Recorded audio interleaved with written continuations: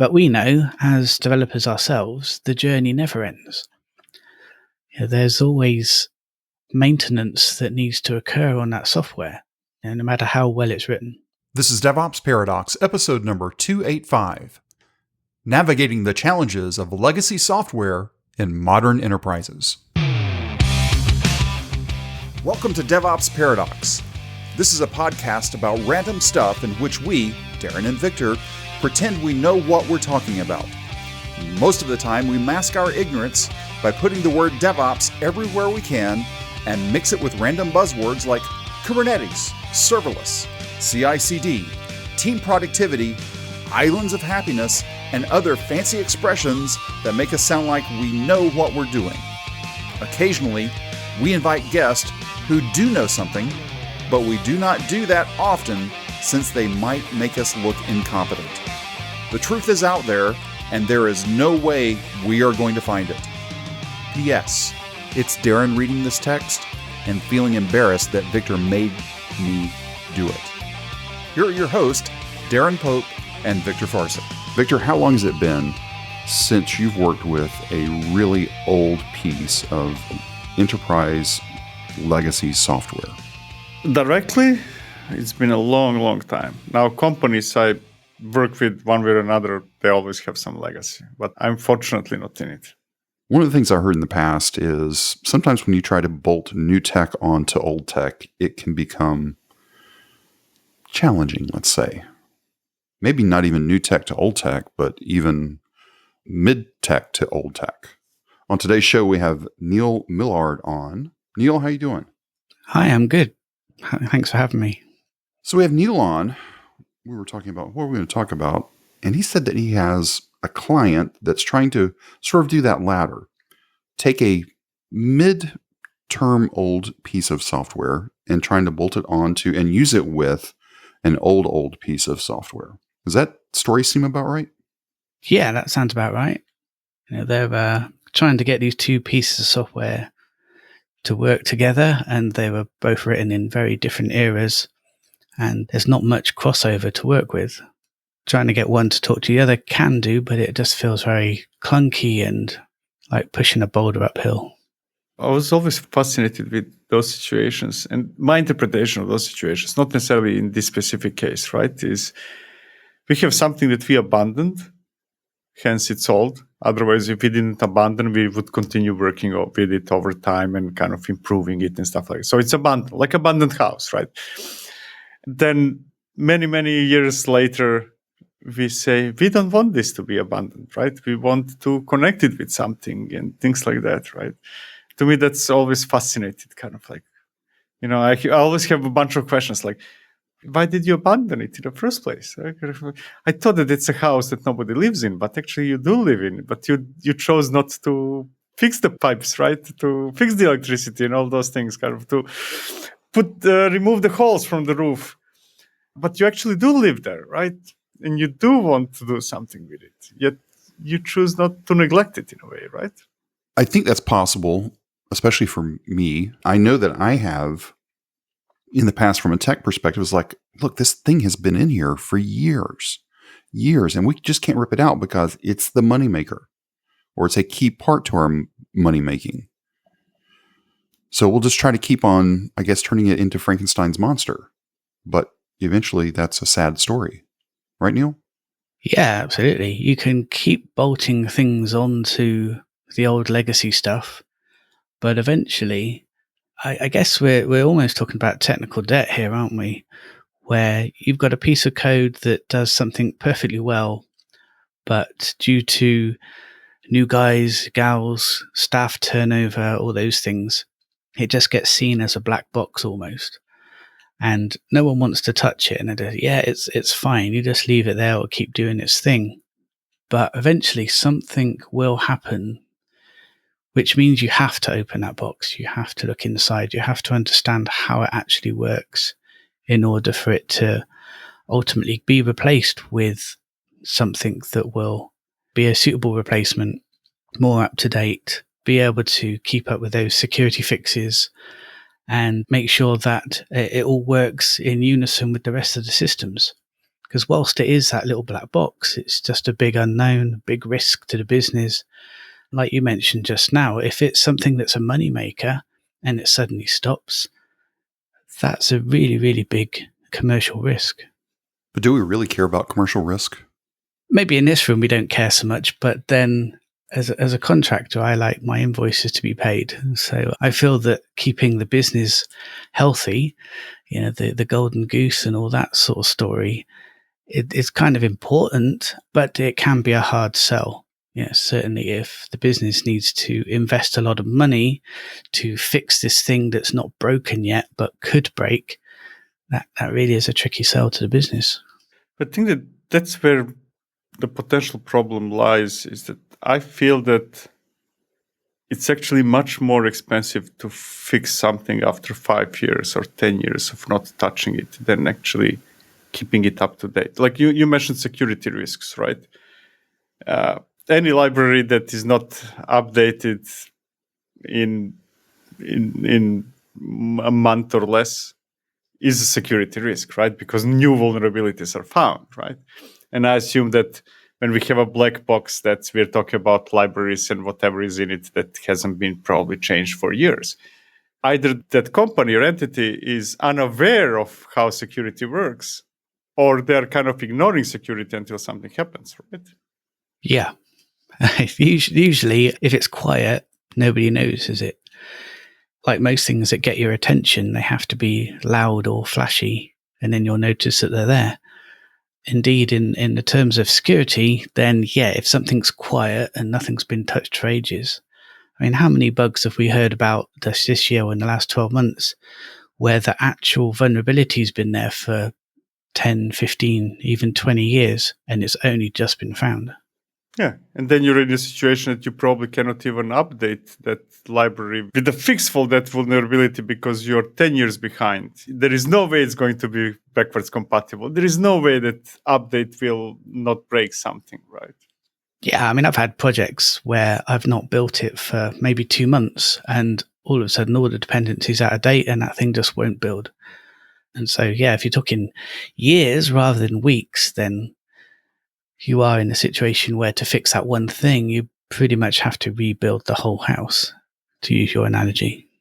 So when does it become more optimal to rewrite than to renew something that was neglected? Gee, that's a hard question to answer. With my consultant hat on, I can say it depends. I guess, I mean, you've already said that the cost of running it is usually less, but the cost of replacing it is going to be quite high. Can it come back to business value again? How critical is it? It's a bit like the argument of, should we automate something? There's processes for everything. But if you're only going to touch that process, once a year, it's not worth spending 2 days automating that process if you're only going to run it once a year. So to replace something entirely is quite a big undertaking, unless, of course, you can get help from a off-the-shelf package, or there's a lot of libraries that can reduce that development time. So it really, really does depend on the specifics around the project. Because that's then a tough situation, right? Rewriting, is it not a financially viable option? Keeping it as it is not the option because requirements, let's say that's 10 years old. 10 years ago, we had requirement to have 100 concurrent requests. Now we have a requirement to have 10,000 concurrent requests. There is no fix that we can apply to make that something behave. So kind of basically it's a limbo, right? It doesn't do what it needs to do. It's not secure. Rewriting is not an option. Tweaking it is not an option. What is left for companies to do then? I guess try and make that component obsolete. That would be kind of rewriting, right? Yeah, it's kind of rewriting, but it's rewriting with a means to an end. So I can think of another project that we had. There's this little library, and it takes in a bunch of YAML, and it spews out more YAML, because of course it does. The main purpose of it is that the YAML that comes in is all encrypted, and the YAML that comes out is all decrypted and usable by the applications. And this library was very much treated as a black box. And so as they were the team building more functionality into their main product that relied on this library, different aspects of that library just got pulled out and replaced at a time. So it was a rewrite, but it wasn't really a rewrite as a project. It was as we touch the code base that's using that component, we just move stuff over and rewrite it over a long period of time. It almost disappears into business as usual costs. That code you said, that's the code that encrypts, decrypts stuff, right? Yeah. That's also curious, right? Let's say that, I don't know whether this is the case, but in general, right? Company wrote some code that does something, and it wrote that code that does something because there was no project that accomplishes the same function, right? But then in the meantime, like right now, we have dozens of tools that, like external secrets operator, SOPs, sealed secrets, and so on and so forth, right? Dozens of tools that do those things. How do companies, even if should they switch and say, okay, actually, this doesn't make sense for me to have it as my own code? So it would make sense to switch if you're updating the upstream, the main program. That's the opportunity when you can reassess it. Let's imagine that, so this piece of code, it creates configurations. And so if you're changing the way that you're deploying code and therefore pulling this configuration in, that's a reasonable time to then evaluate whether you want to use this legacy piece of code or you want to upgrade it to another product entirely because you're already in the process that uses it. Yeah, you can address that dependency chain at that point. I want to play a little game here. Neil, I am putting out an RFP as a company for you to bid on as a contractor. And here's the high-level thing, just the high-level through line. I need someone to come in because I don't want to task my full-time staff with this. I want someone to come in and work on my code and eliminate all security issues that exist today and that will ever exist again in the future. Would you take that contract? No. I was okay with the first requirement, but as soon as you said, and all in the future, we can't possibly know what's in the future. So I would either get them to remove that requirement or to say, yeah, that's too much of a risk for me to be able to give you a promise. I cannot promise that future stuff won't break it. Okay, so I'm going to keep digging here just a little bit. So what you're telling me is you're fine with the current stuff. Yep. I can buy that. But it's our business requirement to never have any issues, any security issues with any software that we have, whether it's software that we've written or any software that we acquire or use from open source. And you're telling me you cannot prevent us or protect us from any security issues in the future, from any software anywhere. Not in one solution. It would have to be an ongoing process. No, I just need it done in the next 2 months. Sure. Now, I can deliver you something that's as secure as it can be now, but I don't think my insurance company would even cover me for, this might be insecure next week. We'll stop role-playing there. You fought business with business by saying my insurance company would not cover this. Yeah. You have written a book on consulting. It's more UK based. There are some global things, but this insurance thing is a big deal if you've done contracting in the past, which I did for about 10 years. Carrying E&O, emissions and not emissions, errors and omissions. I've put the two words together. Errors and omissions, and there's probably other UK specific insurances as well.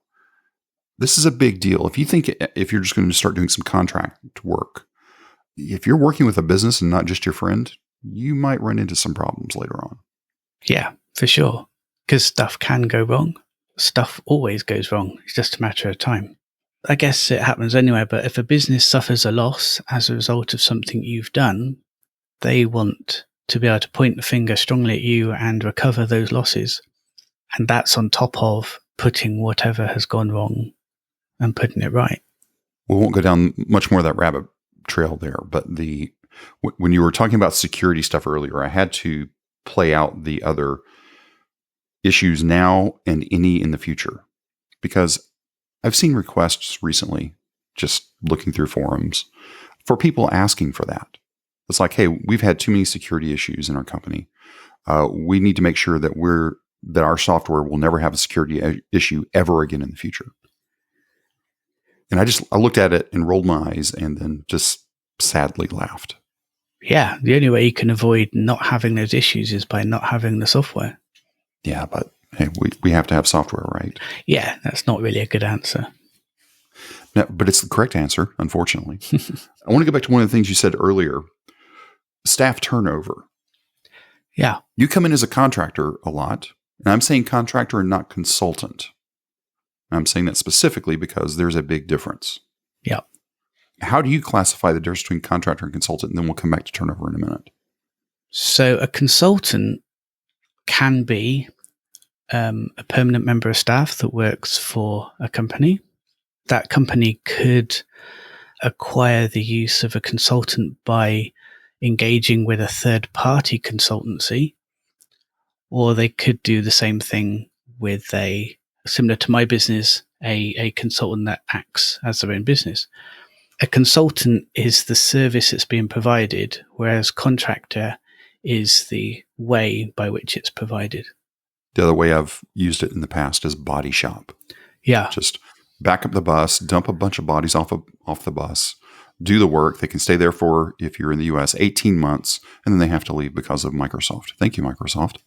And the cycle starts all over again, which leads us back to staff turnover. Now, let's tie back into what we were talking about at the very beginning.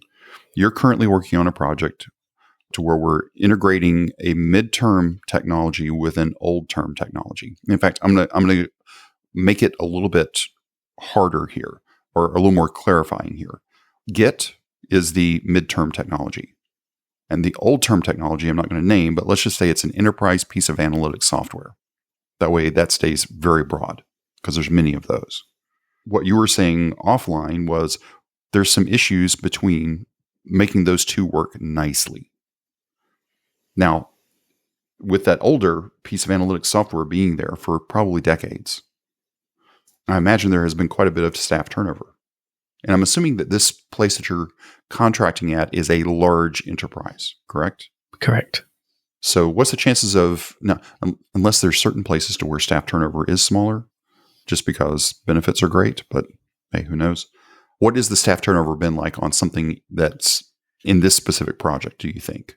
Because you haven't been there forever, but what do you think it's been like? I would imagine the turnover is probably based on, again, contract renewal. So most of the staff there are consultants in one way, shape, or form, and they don't work directly for the client. So as the client tries to reshuffle themselves, maybe get better terms on the contracts, they will lose or replace consultants with other consultants. So I can imagine they probably have fresh faces because of different external companies that they're engaging with, probably every, like you said, 18 months, 24 months, something like that. The silliness of that, to me, we're concerned about business continuity and you're turning over your people working on it. It seems insane to me. Now, let me ask this question that's sort of, I want to get somebody on tape saying this besides just me.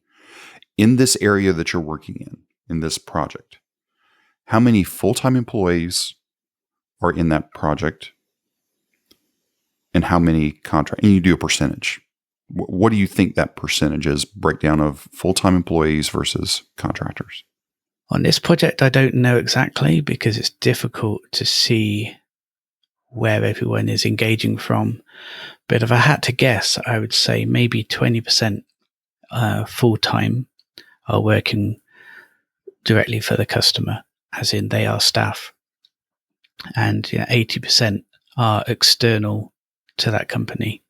See, that's something very special, I feel, with software compared to other areas, is that I don't think that there are any other areas of business where a company would at the same time say this is business critical and I'm externalizing it. Usually, like, let's say if it's a bank, right? And then financial people, they're internal because that's business critical. And then we externalize cleaning services, right? Because that's not business critical. But in software, it's very special that it is at the same time business critical, yet it is treated as if it's not, in a way, right? Is that not down to how it's funded, though? I mean, we can talk about capital expenditure versus operational expenditure. And the development of software is very much seen as a project, a one-off thing that's created. But we know, as developers ourselves, the journey never ends. There's always maintenance that needs to occur on that software, no matter how well it's written. So going back and using what you were saying there, that development part is usually CapExed. Yeah. But that ongoing maintenance is typically OpExed. Yeah, that's right. I've worked on contracts before to where we were CapExing the maintenance, which was a pain in the butt because there were certain parts that, okay, well, we've got to classify this line as CapEx and classify this line item as OpEx. And it's like, okay, you guys figure that out in the back end and just give me the correct line item that I have to put my timesheet against. This is the other reason why I don't like contracting anymore. I got tired of timesheets. Yeah. Timesheets are a pain, but I don't know a better way of recording it. Yeah, there isn't. And especially like the scenario I was just talking about to where there was one time I did a timesheet in a month and I had close to 70 or 80 line items because the tickets I had pulled that month were 70 to 80 tickets, 60, 70, 80, whatever the number was I said. And every one of them, I had to keep it. And I also had to keep my time down to 1/10 of an hour. Every 6 minutes, I had to log my time. What's that like in the UK? Is it that insane? I can imagine that some might operate like that, but fortunately for my experience, it's different. I suppose the minimum quarter a day, 2 hours, would be the smallest increment that I've had to deal with, certainly in the last 15 or so years. And that's largely because we structure the contract in such a way that it has a statement of works. I'm responsible for delivering this, this, and this. And it doesn't go much into, what you might call line items. It's like, here's the contract between me and the customer, and I'm responsible for delivering these things. And it's kept at quite a broad level as far as the contract's concerned. So then it just comes down to a case of the customer being happy that I have been there, I've been present for a certain calendar day, half day, and that's the timesheet level that I currently record at. However, there is the case that whilst a customer might be delivering the same service, let's say I'm looking at delivery pipelines for automating the build and deploy of software. That's pretty vague and broad, but the customer may want to allocate that as an expense to multiple projects so that you might end up with a system on their internal timesheet that they say, okay, you spent 2 hours on this project and 6 hours on this project, and that can be all over the place. And certainly when I worked for this customer on this particular section last time, which was something like 8 years ago, it was a little bit more like that. But these days, the timesheets requirements have reduced drastically, which is great for me because it makes things simpler. Let's go back to the staff turnover because we're sort of jumping in and out, and I'm the one that's causing the problem. The 80-20 rule, pops up everywhere in life. 20% full-time, 80% contractors that are going to be slotted in and out based on who either gave procurement the best steak dinner or the best vacation or the best golf game. And going to what Victor said, in software, we throw the cheapest people, and I'm making a gross generalization here, we throw the cheapest people at the most critical problems in our business. And we expect them to be on site and sitting at a desk and following all of our rules. So you get to be a full-time employee without being a full-time employee of the person you're working for or contracting for. No wonder there's so much staff turnover.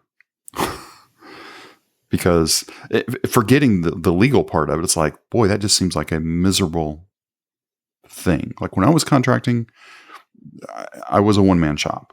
So I was sort of a hired gun, if you will. And that was great for me because I was able to pick and choose the jobs I wanted to do.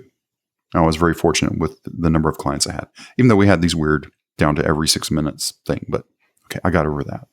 How can we convince enterprises that if they really want to grow, again, CapEx, OpEx, we've talked about that.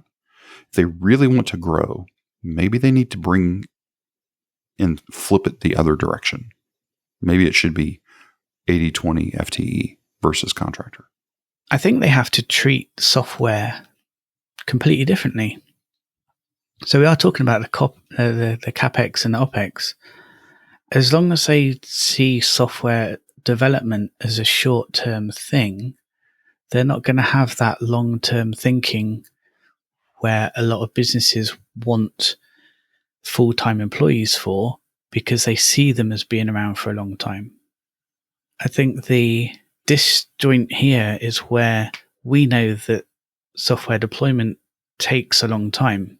Even when it's, finished, it's then being tweaked.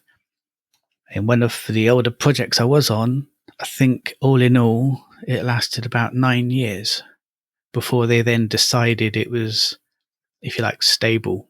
The development was stabilized to such a point where it was now really, we just need to look after it. Security updates, patches, but no new functionality or anything like that.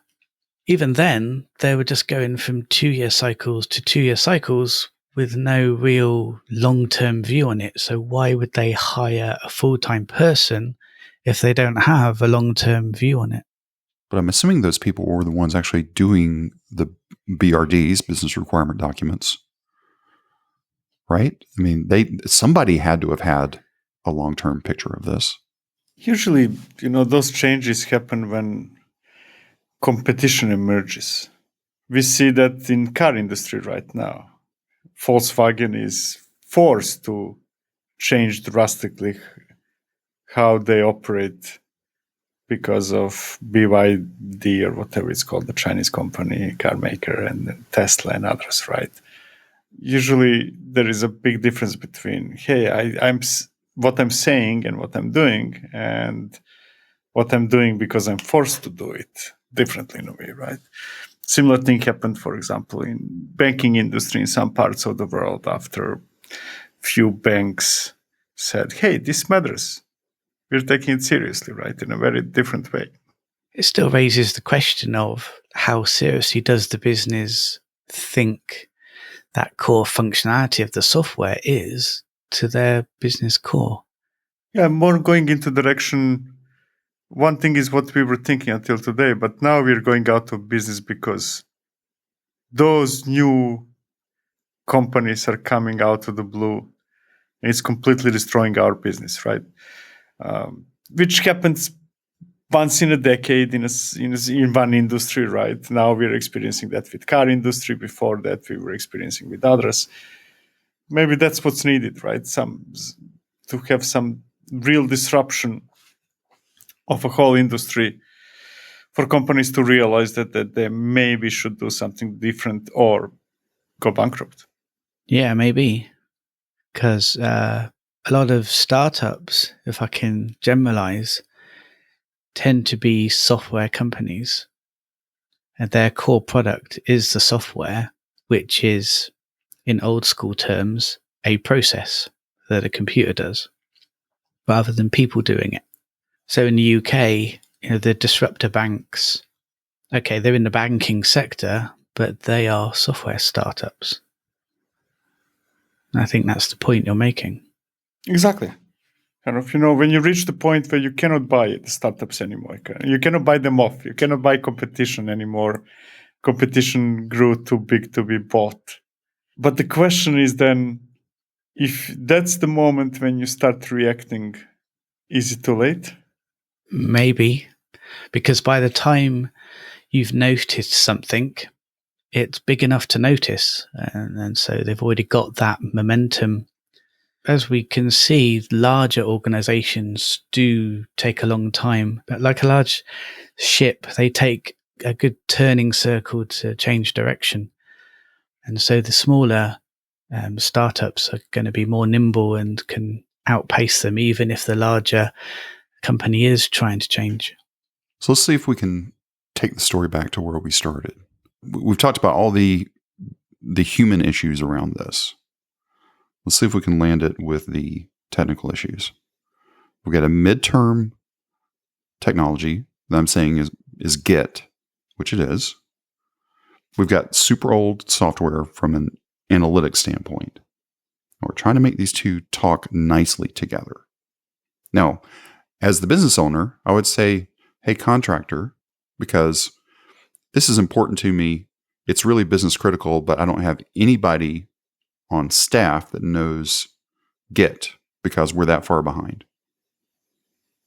We're still using CVS and RCS. How would you approach coming in and trying to tackle that problem, which is what you're doing now? I guess the main reasons why these tools don't work well together is because the legacy software doesn't expect to have something else help manage it. It is written like a monolith application. Everything is under its control, and it doesn't want to give any part of that up. So where we've got something like Git that wants to be friends with it and help take a little bit of the workload off, there's no real way for it to fit in, and it'll still be external. And I suppose the only way that I can help with this is just to make the external system play as nicely with the old system, because fortunately it does have a command line interface, which means we can write batch scripts in order to deal with it. And those batch scripts can also interface with other systems using curl requests or APIs and stuff like that. And so we can develop some middleware just to act as the interface between those two. But it's doing a lot of heavy work that would be easier if the legacy monolith application was changed in order to let it in, to have that little door that it can work with and cooperate with, which, may be possible. The vendor of this software is releasing updates because they're a software vendor, therefore they have to keep the security updates in there. But then they're also starting to embrace the newer technologies, which means a new version entirely of that software. Let's bring in the term microservices.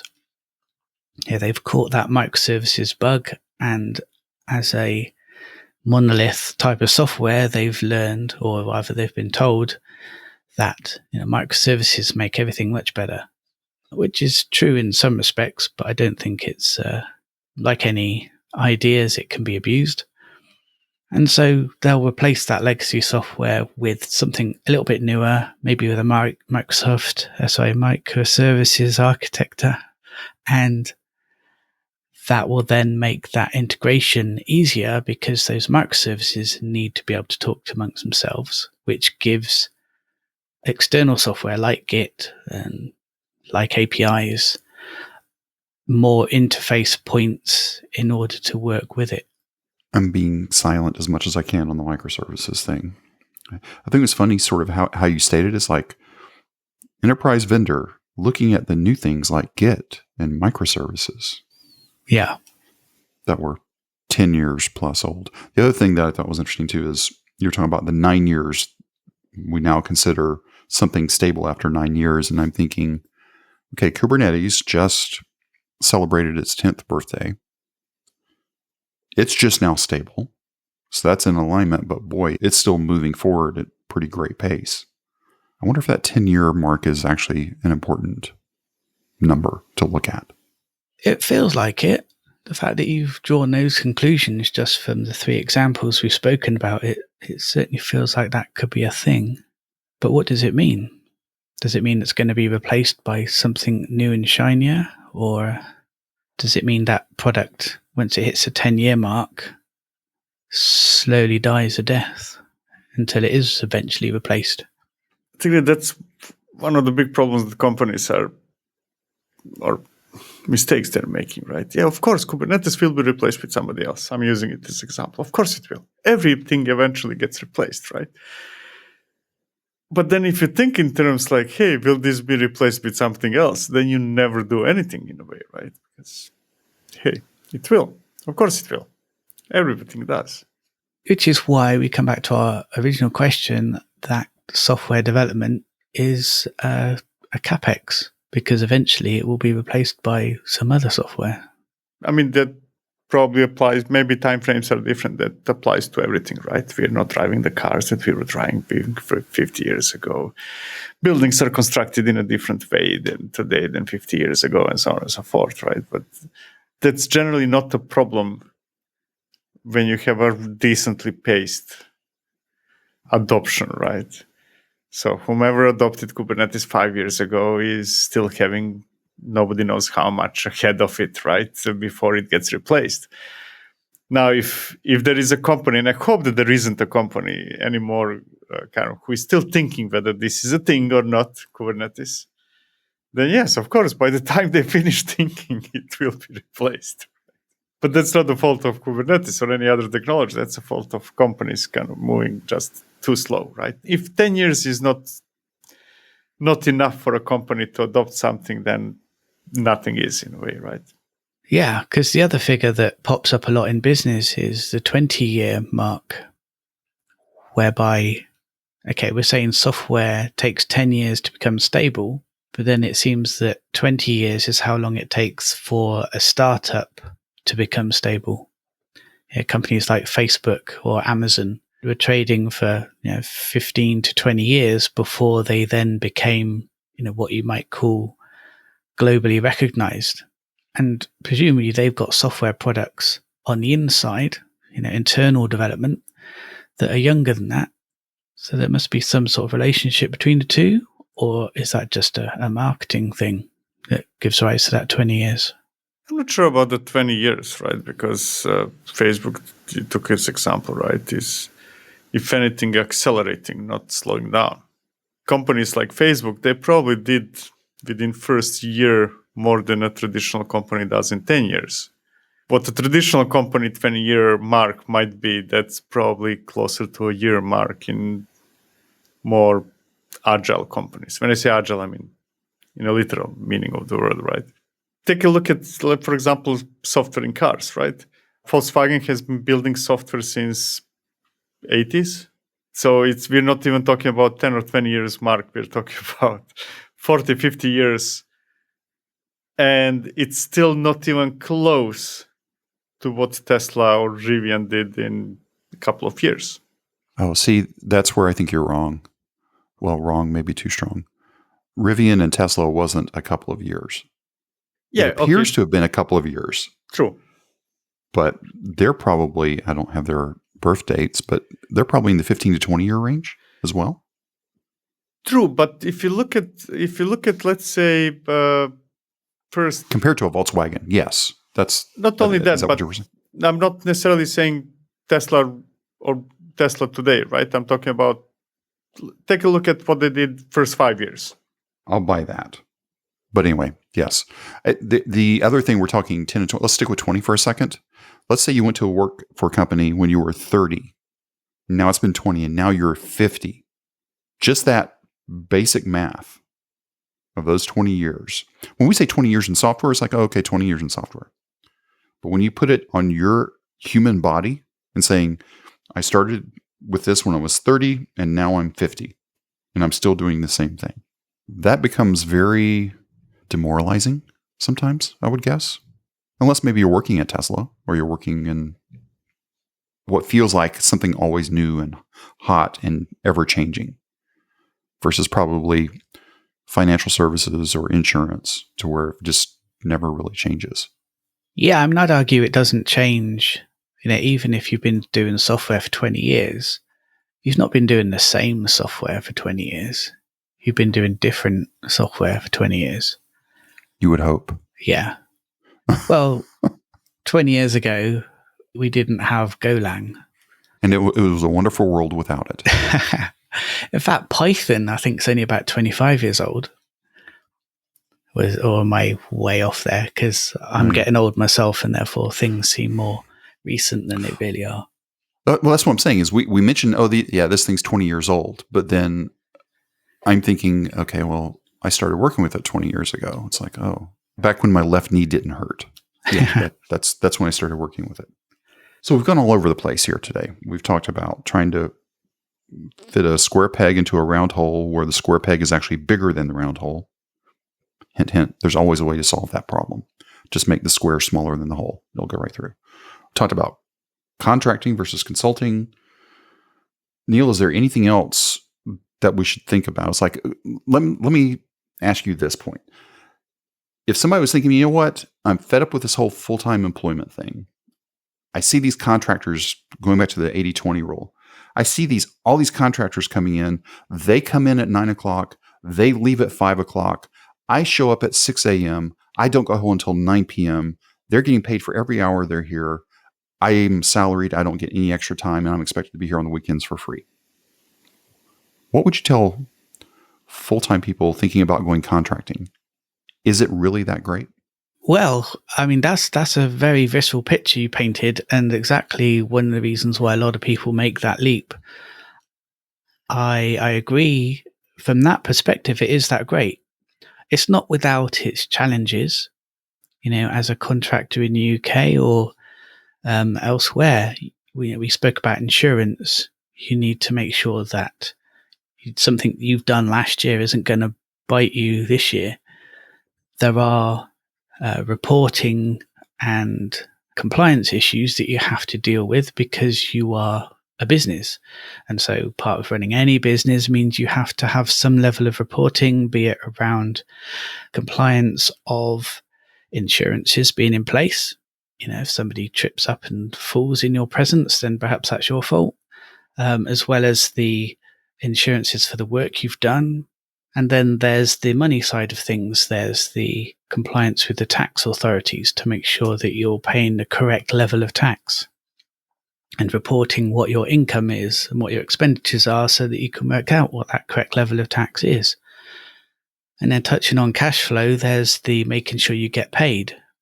So sure, as a contractor, you might go on site, do your thing, send an invoice at the end of the month.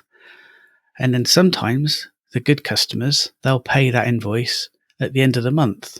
So if you've come in on the first of the month, you don't invoice that until the end, and then they don't pay it until the month after that. So that's 60 days after you've done the work before you even get paid for that, which means you have to be really good with your personal cash flow as well. Certainly when you get started. Then there's getting the contracts in the first place. Where do you find them? It's a bit like finding a job, but the contractor market is a little bit different. The contract lengths are much shorter. So there might be the period where you'll have a 6-month contract and then you don't find any work for 2 months. Great. You get some free time to yourself, maybe work on that side project, maybe do some training. But then you start looking at your cash flow and that starts to dry up a bit, which can be a little bit stressful. So there are good points. You can choose what projects you work on when the market is abundant. Sometimes you work on less desirable products and projects when the market's not quite so abundant, like it was last year. So yes, there's always a risk. There's always bad things and there's always good things. But being prepared for the bad things makes them easier to deal with. And as long as you deal with them, it's pretty straightforward. And all that information he was talking about on contracting can be found in Neil's book, Confident Contractor, which can be found on Amazon. And in fact, I looked at it the other day. In the US, it was 99 cents. Now, it is very UK-based, so for anybody reading it outside of the UK, you might say, okay, this doesn't make sense. Just try to replace the big blocks, and you'll get it. But just because you have to work on the weekend for free as an employee, that may still be better than trying to run your own company. So we'll have all of Neil's contact information down in the episode description. Neil, thanks for being with us today. Thank you. It's been fun. We hope this episode was helpful to you. If you want to discuss it or ask a question, please reach out to us. Our contact information and a link to the Slack workspace are at devopsparadox.com/contact. If you subscribe through Apple Podcast, be sure to leave us a review there. That helps other people discover this podcast. Go sign up right now at devopsparadox.com to receive an email whenever we drop the latest episode. Thank you for listening to DevOps Paradox.